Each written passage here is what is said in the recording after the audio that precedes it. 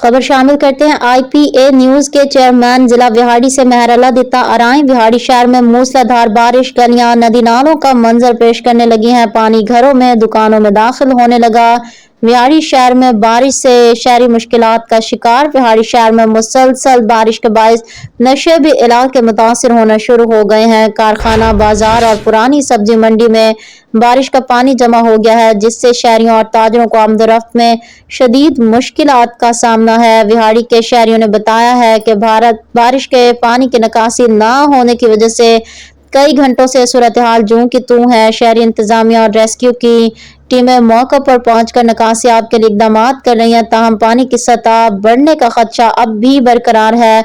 मकामी दुकानदारों ने आला हुक्काम से मुतालबा किया कि फौरी तौर पर निकास का मौसर इंतजाम किया जाए ताकि कारोबारी और घरेलू सरगर्मियां मुतासिर न हों।